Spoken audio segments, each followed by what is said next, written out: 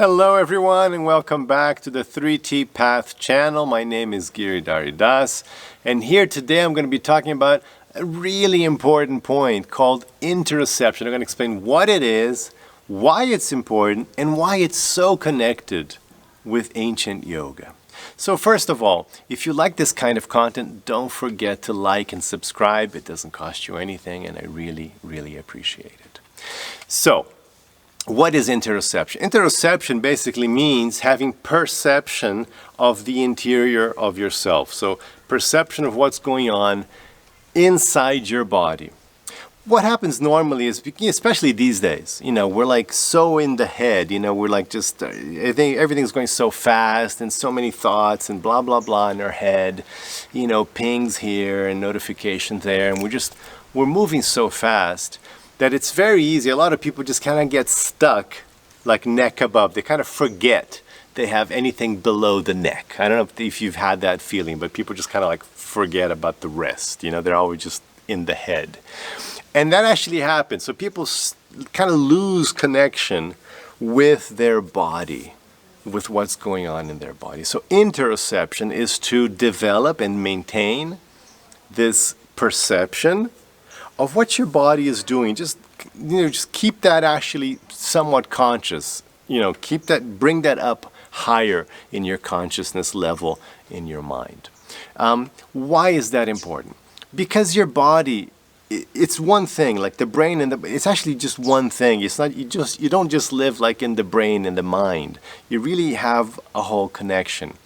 And a lot of times, what your brain is doing, what you're perceiving, like that's one of the first things you learn when you study neuroscience, is that what you're perceiving, the thoughts, the things that you're aware of in your mind, are just a tiny part of what's actually going on in your brain and in your body. I give the example of let's say, the presidential daily briefing. So the president of a large nation, like his people, like they come up with a daily briefing. Look, this is what's going on, these are the points. And so they try to give them like what they think are the most important things that the president should be aware of on that day. But obviously, that's not everything that's going on in the country. There's like billions of other things going on in the country. But they're just giving him like a little summary of the most important things according to what he thinks is important. And that's exactly what's going on with your brain. Your brain is giving you this information because there's no way you could like be aware of everything that's going on in reality, in your body. There's no way. So the brain really summarizes things and says, okay, this is what you should know now. And gives you a very small amount of information. And in that process, a lot gets lost. But your body is actually processing reality in many other ways which you're not aware of. So your body is living out things that are happening in your body and you might not be aware of them. And when you become aware of them, when you include that in your awareness level, then you can perceive things that otherwise you wouldn't perceive. That's the basic idea. Let me jump right over to some concrete examples, because this is like cutting edge stuff in psychology. People are thinking this is it. This is like one of the leading tools now being studied and used in psychology. Why? Because it's giving great results. When you have a feeling, let's say it's anxiety or fear, that manifests in the body, right? You feel things in your body because chemicals and hormones are released. So things happen in your body. Your guts, your gut gets in your stomach, your blood pressure, heartbeat. These things are actually, you process emotions in your body. And when you're aware of your body, you can feel the emotions happening or manifesting themselves before even your brain is aware of them. So one example, for example, one study participant related that before, because she was like very unconnected with her body, and then when anxiety would hit her, by the time she was like aware of it, it was already like a huge tsunami of anxiety and panic attack. Like it was just like an overwhelming knockout level of anxiety. But then after she started developing interoception, she explained, she could feel the anxiety manifesting itself in her body first, and so she was aware of it at an earlier stage, and then she could start dealing with it before it overwhelmed her. And so actually studies show that people with higher interoception levels, they have twice as much ability, 2 times the ability to overcome mental illness, twice as much results. Because they're feeling things, they're connecting with their emotions on a body level and dealing with them before they overwhelm their mind. Another really interesting thing about interoception is related to intelligence. So it turns out, again, because your body is processing information in ways your conscious mind is not aware of, so it figures out things before your conscious mind figures them out. You know, we talk about gut feeling, intuition. It's kind of like that, but you know, sometimes intuition is just lazy thinking. But this is like when your body is actually telling you, it's actually figured it out, but it hasn't been briefed to the present. It hasn't come to the mind yet. So 2 examples to show this are really interesting. First is with money. So there are these traders in the London Stock Exchange who were constantly having better results than other traders. So they're trying to figure out, okay, why are these traders more successful? Because trading is very difficult. It's like when you buy, when you sell, you know, it's like there's a lot of information involved, right? Is the economy, the company, this, the time, is like all these different factors involved that have to be processed. And so why were these traders doing better? So they analyze it. It's like, you know, schooling. No, it's not like because they went to a particularly good school. It's not like some like, oh, they score higher in IQ levels, race, like diet.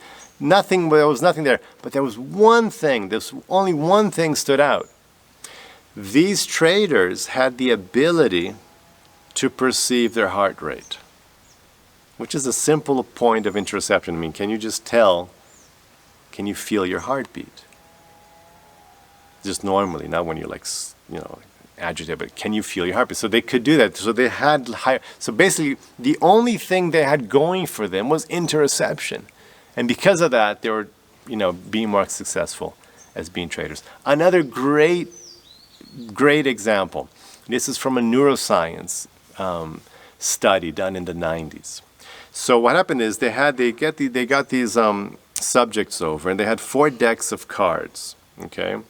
And the subject had to get the highest level cards, okay? But the decks were rigged so that decks 1 and 4, the outline decks, had lower cards, and the 2 middle decks had higher cards, okay? But they didn't know that. It was rigged, but they know that. But they had to figure that out, okay?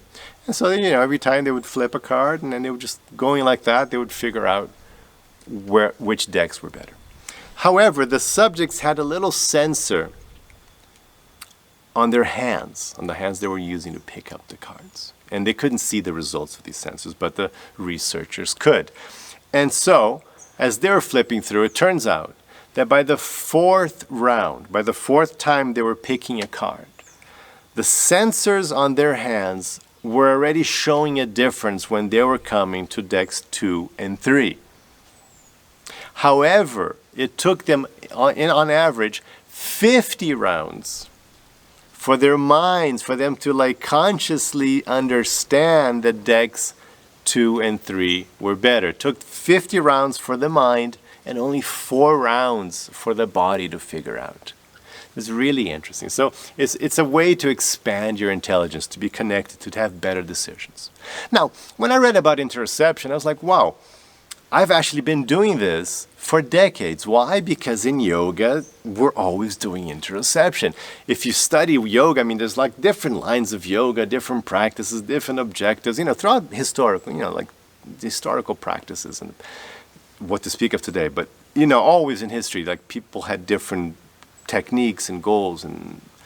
But what's in common for all the practices of yoga is interoception. All of them were like, okay, let me just sit down and be quiet and look inside. I mean, that's what everyone, I mean, that's the one thing that's there in all the yogas, right? Is just look inside, inner vision.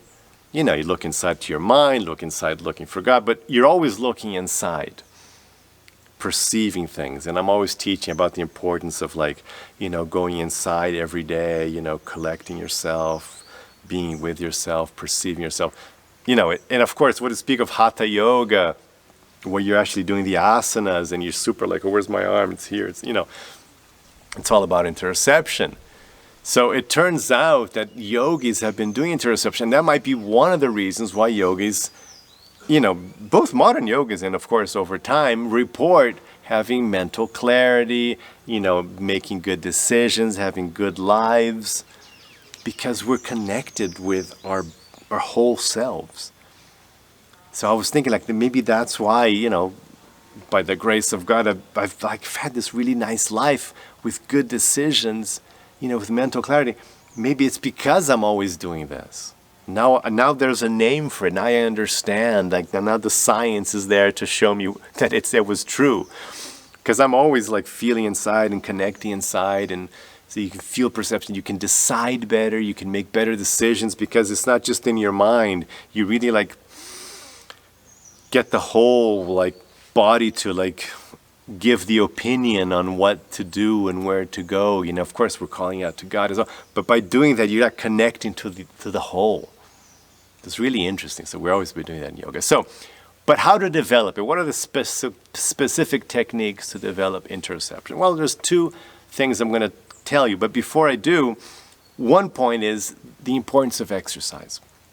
When you're doing exercise, that already gives you some contact with your body, right? Normally you're like aware of what your body is doing. So by doing sports, by doing exercise, you do become more integrated mind and body. So that's one thing right away.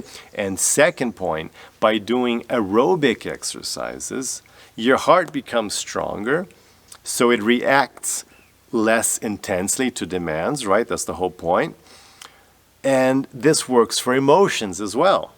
Because when you have an emotion, when you have fear or anxiety, your heart rate increases. But if you have better heart conditioning, it's going to increase less. And because it's going to increase less, you're going to have less of an emotional impact. So that's a really interesting thing, side note on exercise. What about specifically developing this ability? Well, two simple exercises, which you can do throughout the day as many times as you want. One of them is just to stop every once in a while. You just stop and try to figure out, what is my heart doing? Just a simple question. You know, can I feel my heart rate? You know, without putting your finger in the pulse or something. But can you feel your heart rate? It's a simple exercise, and it's incredible how hard that might be at first, you know? You might not be able to do it. You have to work on it. So, feeling your heart rate. That's just a simple thing. And you can just, it takes like 5 seconds, 10 seconds. You just stop in a bit, like, where's my heart rate? What's my heart up to? And try to keep track of that. Now, the second thing is it's called a body scan. This is very similar to the technique people in Vipassana use a lot. So body scan is, you can start at the toe, right at the bottom. Start at the top, you know, at the toe of your foot. So you're at the toes, and you know, they use a term, you breathe through your toe. I don't know, you know, whatever works for you, but just like try to focus. And it's actually really hard to focus on your toe. It's really, you try it. It's hard to perceive your toe because we're just so unconnected. So you can, like, you know, let me just try to perceive my toe and then my foot, and then you just do a body scan. And, like, you know, 5 minutes for the whole process. But you kind of start at the bottom, and you start going up, you know, your foot, and then your calves, and then your knees, and your thighs, and, you know, and then your hands and your fingers, and you just kind of go up. And it's about 5 minutes. So that kind of process, at the beginning, it's like it's hard, but if, like everything else in yoga, you know, it's practice makes perfect. So you keep practicing, you keep trying to connect, and gradually the connection will increase. You know, it's like a back connection, and gradually, that's how the body works. You know, like the more you put your energy on something, then the more, like, you know, connections are physically built to perceive those things. So it takes a little while, then you start developing interoception. So anyway, it's a great topic, great tool. Just definitely make your life better, more intelligent, better apt at dealing with your emotions. It's an amazing technique. And if you have any questions, please leave your questions below. I always love hearing from you. And have a rest of your day with lots of peace and lots of love.